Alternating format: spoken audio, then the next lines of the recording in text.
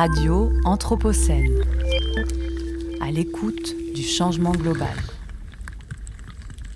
Bonjour et bienvenue à tous dans ce podcast de Rue 89 Lyon. Je suis Elian Delacôte et le sujet qui va nous occuper dans la demi-heure à suivre, c'est cette question. La démocratie locale est-elle en crise ? Avec nous pour en parler sur ce plateau, Christophe Chabreau, maître de conférence en droit public à l'Université Lyon 2. Vous vous intéressez notamment au fonctionnement des collectivités territoriales et aux questions de démocratie. Bonjour et bienvenue. Bonjour. Pour introduire ce débat, on va revenir sur une année 2024 qui a été assez riche en actualité dans les conseils municipaux du Rhône.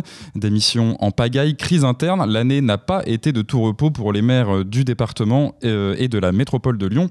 Illustration à Francheville, commune de 15 000 habitants de l'ouest lyonnais. En octobre dernier, une fronde de la majorité contre son propre maire a mené à la démission de celui-ci. Les uns dénonçaient l'autoritarisme de Michel Rantonnet, du parti Les Républicains. Lui, il se défendait en avançant une trahison de son conseil municipal. Conséquence de ces bisbilles internes, une élection anticipée aura lieu le 26 janvier prochain et l'ancien maire ne devrait pas se représenter selon nos confrères de Tribune de Lyon. Autre ville, autre exemple à la Mulatière, au sud de la métropole. Rue 89 Lyon avait enquêté sur la crise politique qui couvait là encore au sein de la majorité de la maire Les Républicains, encore Véronique Deschamps. En septembre, 8 personnes de son camp ont démissionné, menaçant la stabilité du conseil municipal. On a même cru également à une démission. Finalement, ça s'est pas fait. Là encore, en toile de fond de ces démissions massives, un manque de collégialité dans les prises de décision de la commune. C'est pas le seul exemple. En juin 2023, c'est 6 élus d'opposition qui démissionnaient à Charly. Là encore, c'est la personnalité du maire qui était mise en avant. Maire qui, selon les élus d'opposition, portaient atteinte à la démocratie locale. Des démissions d'adjoints, il y en a eu également en 2023 à Bron, en 2024 à Chassieux, des grosses villes de l'Est lyonnais. Des adjoints qui ont formé des groupes dissidents, désavouant ainsi leur maire. Des villes plus petites sont aussi touchées. À l'automne 2024, c'est le maire de Proprières, un petit village du Haut-Beaujolais, qui a démissionné après une fronde de son conseil municipal. Bref, vous l'aurez compris, la crise gronde dans les cercles de pouvoir territoriaux. Et encore, on ne vous a pas listé les multiples démissions de simples élus municipaux. Ils sont extrêmement nombreux. Cette crise, elle se vérifie en chiffres. Selon l'ex-ministre du partenariat avec les territoires, Catherine Vautrin, citée par Le Figaro, il y a eu 2400 démissions de maires et 57 000 démissions de conseillers municipaux depuis les élections municipales de 2020. C'est un record et c'est un chiffre qui est en constante augmentation. On parle de la fronde contre les maires, mais eux aussi souffrent d'une certaine manière. Un autre chiffre, pour s'en persuader, selon une étude soutenue par l'Association des maires de France publiée le 15 novembre dernier dans Le Parisien, plus de 91% des maires interrogés se disent sous pression, 86% déclarent des troubles du sommeil, 85% des moments de lassitude et près de 45% des maires actuels en France ont déjà pensé à démissionner. Je m'arrête là pour la partie introduction au débat. Je crois qu'on aura compris un petit peu ce qui s'est passé dans le Rhône et autour de Lyon cette année et quel débat ça peut poser. Donc Christophe Chabreau, du coup, rebonjour. Quelle est votre réaction face à ces faits, finalement, à cette année 2024 qui a été assez intense dans le département du Rhône ? Est-ce qu'on peut parler d'une crise de la démocratie locale ou d'une crise des vocations ? Alors, merci de m'inviter à discuter de ce sujet. Je ne pense pas qu'il y ait de crise, puisqu'au contraire, on voit que la vie municipale est très active et que les habitants, les électeurs, les élus sont mobilisés justement pour essayer de trouver les meilleures solutions pour gérer les affaires locales. Par contre, effectivement, on a peut-être une crise de système. On arrive peut-être au bout d'un vieux système napoléonien ou gaulien, de construction d'un pouvoir municipal et non pas d'un pouvoir local, où tout converge vers la figure du maire et celui-ci étant pris à partie par ses électeurs, mais aussi soumis à une très forte pression de l'État, qui lui demande plus en lui donnant moins, qui le met sous le contrôle d'un préfet, qui le met sous contrôle de primes données par l'Agence nationale de cohésion des territoires, qui qui sélectionne les projets pour donner parcimonieusement un peu d'argent pour rénover le centre-ville, etc. Et les maires se retrouvent complètement démunis devant la somme des responsabilités qu'ils endossent et les faibles moyens dont ils bénéficient. Et peut-être qu'ils compensent ensuite cette hyper-responsabilisation par une hyper-personnalisation du pouvoir. Et le système mis en place, les primes majoritaires qui donnent au maire une puissance absolue sur son conseil municipal, le fait que le maire soit presque un dictateur local au sens juridique du terme, dans le sens où il cumule le pouvoir exécutif, mais il est aussi le chef de l'Assemblée délibérante, il est le chef du parti majoritaire. Imaginez notre système si le président Macron était à la fois président, Premier ministre, président de l'Assemblée nationale et président du groupe majoritaire à l'Assemblée nationale. On parlerait de dictature, ce serait au sens juridique du terme le cas. Et donc le maire se retrouve effectivement comme la puissance éminente du pouvoir municipal et bien sûr, il est humain comme nous. Soit il tombe dans l'hubris et il passe dans l'ivresse du pouvoir, soit au contraire, il est désemparé par rapport à tout ce qu'on lui demande et qu'il ne peut pas faire. Alors, 2 constats par rapport à ce qu'on vient de dire et ce à quoi vous venez de réagir. On se rend compte que dans les cas que j'ai présentés, il y avait énormément de maires qui étaient des maires de droite, des maires les Républicains. Est-ce que c'est pertinent de politiser cette question et est-ce que on sait quand même que les maires de droite assument complètement maintenant de défendre, par exemple, la position du député-maire. Ils sont contre, pour beaucoup, la loi sur le cumul des mandats, qui empêche, je le rappelle quand même, à un député d'être également maire. Est-ce que c'est pertinent de politiser cette question ? Est-ce que cette hyper-personnalisation du pouvoir, elle est plus présente à droite, tout simplement ? Alors, dans le détail, on pourrait remettre en question ce que vous dites. Je vous rappelle qu'il y a plus de 30 000 communes qui sont des petites communes dans lesquelles les étiquettes politiques sont souvent mineures. Bon, oui, il y a une étiquette politique, mais la pratique du pouvoir local, il n'est pas forcément de gauche ou de droite quand on est maire d'une ville de 800 habitants. Par contre, effectivement, peut-être qu'il y a une culture de droite de la personnalisation du pouvoir. Alors, ça remonte à Napoléon, ça remonte à De Gaulle, pour ne citer que les plus visibles. Alors que peut-être, dans une approche de gauche, plutôt socialisante, on a peut-être une pratique plus partagée du pouvoir, où les élus sont avant tout des délégués ou des personnes qui agissent au nom des habitants, alors que peut-être dans la culture de droite, on a plus une idée que l'élu, c'est celui qui donne la direction, c'est celui qui commande et qui coordonne la société, qui donc doit avoir les pouvoirs à son niveau. Ceci dit, je pense qu'on peut aussi trouver des maires de gauche qui ont la tentation. Moi, j'ai grandi à Montpellier, où Georges Frêche était une figure éminente du Parti socialiste, et je l'ai eu en prof également d'ailleurs. Et bon, il était devenu un potentat local, irascible, colérique, totalement démagogique, et il a mal fini, je dirais, alors qu'il avait très, très bien commencé, parce que lui aussi, il est tombé dans cette ivresse du pouvoir. Donc voilà, je ne sais pas si c'est vraiment de gauche ou de droite, mais j'aimerais aussi rajouter que je tire mon chapeau à tous ces maires, à toutes ces personnes qui ont envie de prendre des responsabilités, qui quelque part n'ont que des ennuis. On ne satisfait jamais quand on exerce le pouvoir. On a plus de personnes qui s'en plaignent que de personnes qui vous en félicitent. On oublie souvent de dire merci, mais par contre, on demande toujours des comptes. Et donc, ceux qui ont encore la fibre de l'engagement, vraiment, il faut les encourager. Mais peut-être les encourager justement à une pratique du pouvoir qui les sauvegarde eux-mêmes et qui les empêche de tomber justement dans cette hyper-personnalisation du pouvoir. Pour rebondir encore là-dessus, on a vu qu'il y avait quand même des conseils municipaux qui s'étaient levés contre leur maire en critiquant des décisions trop personnelles, en critiquant un exercice un peu solitaire du pouvoir. Est-ce que pour vous, ça peut être un signe de bonne santé démocratique et du fait que finalement on a envie de changer les choses et de faire autrement ? Alors on a souvent des voix dissidentes de l'opposition, mais qui est souvent réduite à néant puisqu'on coupe les micros et la partie dans la feuille municipale est réduite à portion congrue. C'est effectivement plus intéressant de voir quand ce sont les élus de la majorité qui contestent les décisions prises par le maire. Sachant que le maire a des pouvoirs de rétorsion immédiats. Exclusion de commissions, exclusion du poste d'adjoint, et avec les émoluments qui parfois vont avec. Et puis des fois on critique, mais sans totalement critiquer, on n'est pas d'accord, mais on reste quand même dans le adjoint, parce que quand même, à Saint-Étienne, il y a beaucoup d'élus de la majorité qui contestent la pratique du pouvoir du maire, et qui pourtant restent en poste, sachant qu'une véritable fronde consisterait à démissionner en masse, à partir du moment où un conseil municipal n'a plus d'un tiers, enfin s'il y a plus d'un tiers des membres du conseil municipal qui démissionnent, on est obligé d'organiser des élections partielles pour renouveler le conseil municipal. Et là, effectivement, ça serait une vraie position d'opposition au maire en expliquant qu'on ne peut plus fonctionner comme ça. Donc la domestication de la majorité par le maire, elle est aussi trop forte, sans doute, pour que justement le pouvoir soit partagé. Et c'est vraiment une question de culture, bien sûr, mais aussi de système. C'est-à-dire qu'effectivement, le maire... alors, il faut bien comprendre qu'on a construit ce pouvoir municipal sur un peu le modèle du jacobinisme national. C'est-à-dire qu'il y a deux lignes de force dans la conception du local en France.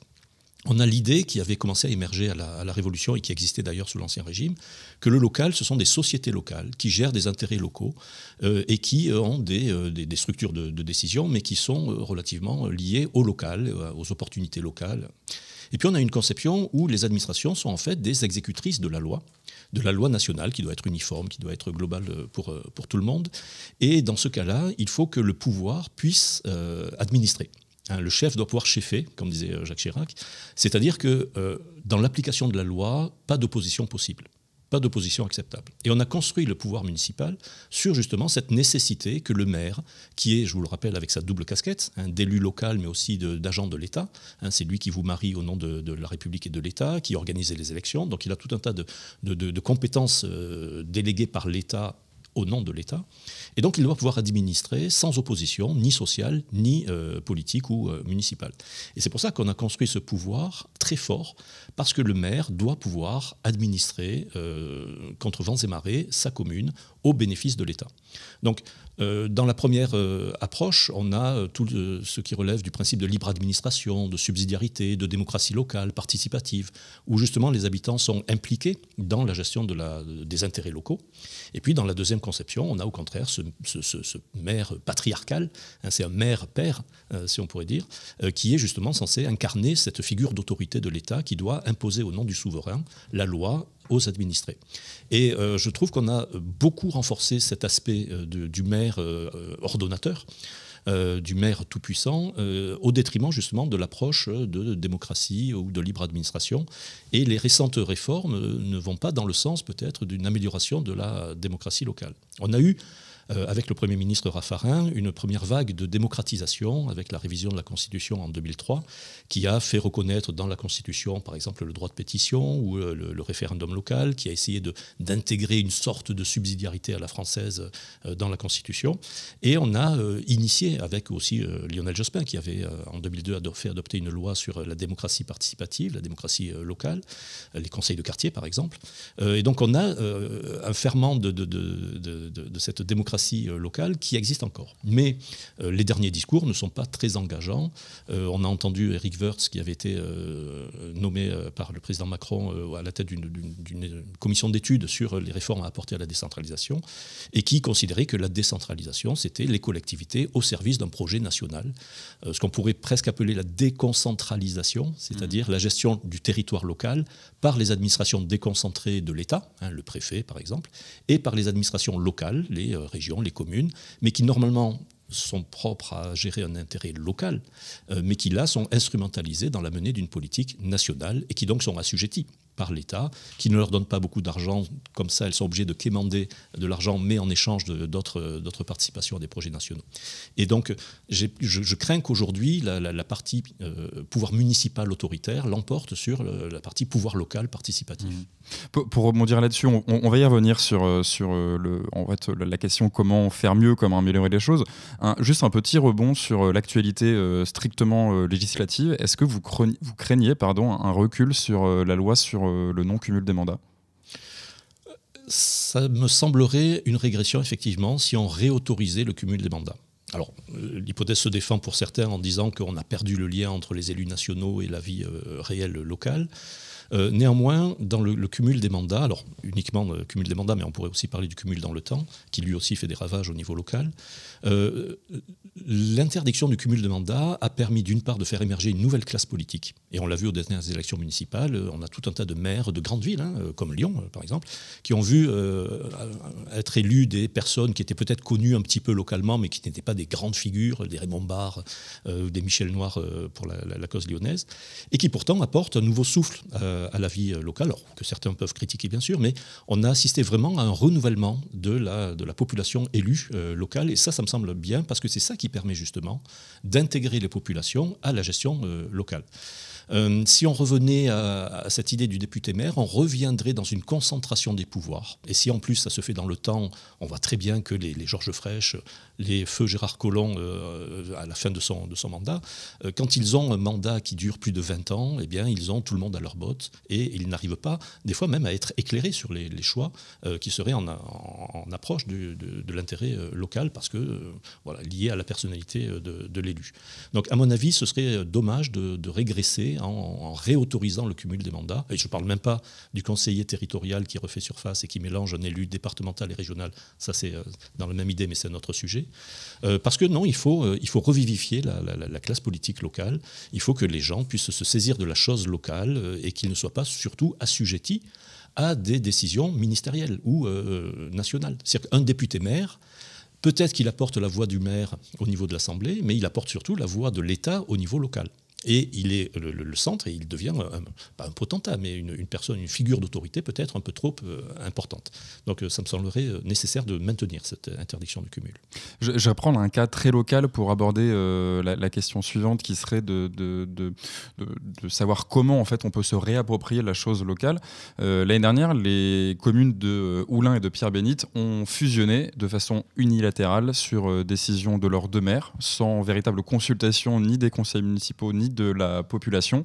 Première question, qu'est-ce que vous en pensez? Et deuxième question, comment dans un cas comme celui-là, on pourrait faire mieux pour mieux associer les habitants à une prise de décision comme celle-ci? Alors, il y a une logique en France qui est d'essayer de réduire le nombre peut-être trop important de communes.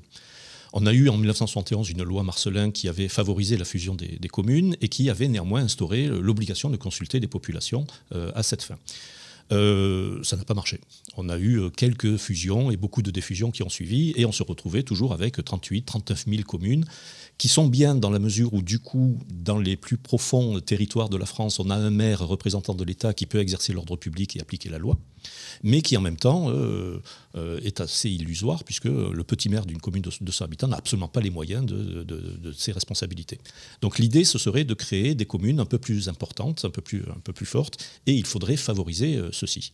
Et le référendum de 1971, souvent, était un obstacle à la fusion, puisque les populations, elles n'aiment pas tellement être changées, et souvent, quand on vous propose de fusionner, vous avez tendance à dire non. Et donc une loi de 2010, la loi RCT de décembre 2010, sous la présidence de Nicolas Sarkozy, a favorisé ces fusions de communes en supprimant notamment l'obligation de référendum. Et on s'aperçoit que depuis, on a 2000 communes qui ont fusionné.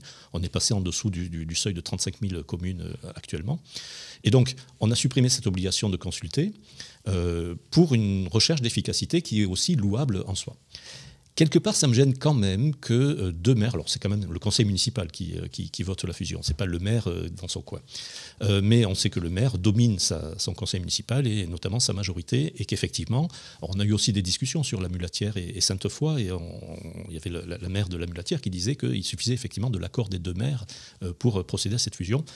Ça me gêne quand même un peu que les habitants soient tout d'un coup bousculés dans leur identité locale, parce qu'on a grandi dans une ville et tout d'un coup elle n'est plus cette ville et on n'a jamais eu l'occasion de se prononcer là-dessus. Alors, il y a eu d'autres cas, Chabanières dans le sud de Lyon, où les maires, selon les cas, consultent ou font un référendum local ou une consultation locale, ou alors estiment que par leur discussion de marché, ils arrivent à saisir le pouls de leur population pour savoir s'il est bien ou pas de fusionner, sachant qu'il y a aussi des enjeux financiers derrière. Personnellement, je serais quand même pour réserver une part de décision à la population et aux habitants.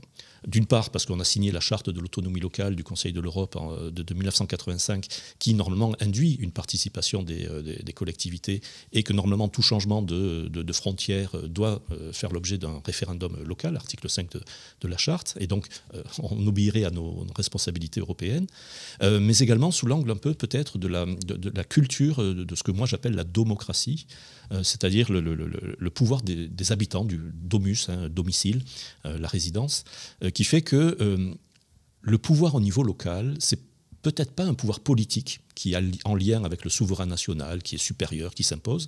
Le pouvoir local, c'est peut-être un pouvoir délégué de la société à des élus qui ne sont pas des hommes politiques autonomes et indépendants, mais qui sont juste des délégués de la population et qui agissent en leur nom et non pas en son nom. Sous cet angle-là, il me semble que la consultation des populations doit être un réflexe, doit être une nécessité, surtout pour les choses aussi importantes que de changer son appellation, avec toutes les complications que ça peut avoir sur les doubles rues qu'il faut changer. Il y a quand même quelque chose qui touche à l'identité personnelle, parce qu'on se projette toujours dans sa ville. On est le peuple lyonnais, on a toujours une identification territoriale, et être violenté uniquement par la décision, en plus souvent non préméditée. Dans le cas de Oulin-Pierre Bénitz, jamais il avait été question au moment des élections municipales de ce projet de fusion. C'est arrivé tout d'un coup. Alors il y a eu un site internet pédagogique qui expliquait pourquoi c'était bien, mais effectivement il n'y a pas eu de véritable consultation, et la petite consultation faite par les élus d'opposition était suffisamment intéressante, mais mal fondée légitimement ou juridiquement pour qu'elle soit une opposition franche. Donc ça me gêne. Alors je comprends la recherche d'efficacité. Je pense qu'il y aurait d'autres moyens pour fusionner les communes, surtout les petites communes. Les grandes communes, c'est peut-être un peu moins important de les fusionner. On a eu une fusion au nord de Paris cette semaine. Est-ce qu'il est vraiment utile de fusionner les grandes communes ? Ça se discute. Mais passer outre l'opinion des populations, ça me semble gênant d'un point de vue juridique et d'un point de vue culturel. Et quel autre moyen, pour vous, il serait nécessaire de mettre en œuvre pour accomplir ce que vous appelez cette démocratie, à savoir un pouvoir qui est plus en lien avec les habitants d'un territoire?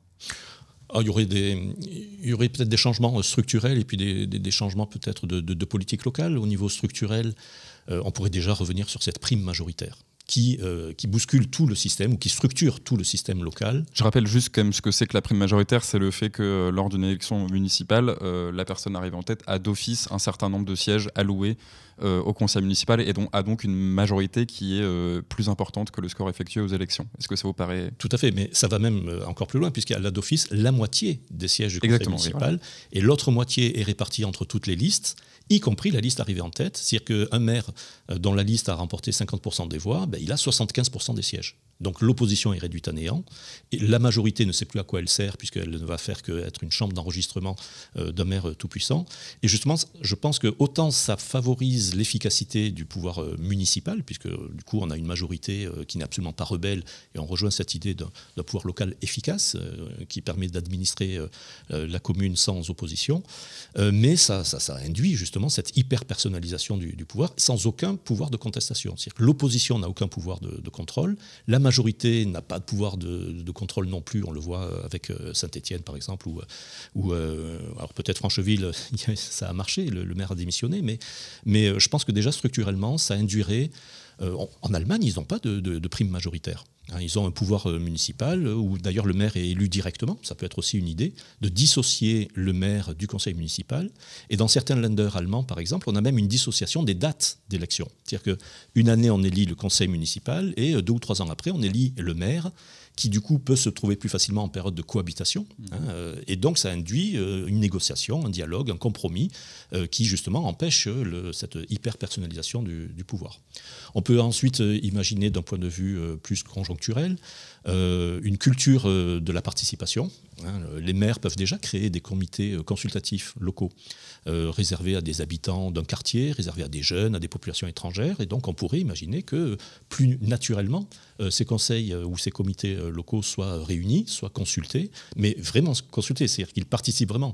J'ai pu participer à quelques comités ou conseils de quartier où cette démocratie descendante n'était pas du tout opératoire. Mais là, au contraire, essayer de vraiment prendre le pouls de la population, des habitants, en se réservant sans doute le droit de décider en dernier lieu, mais quand même en les associant un peu mieux au pouvoir municipal.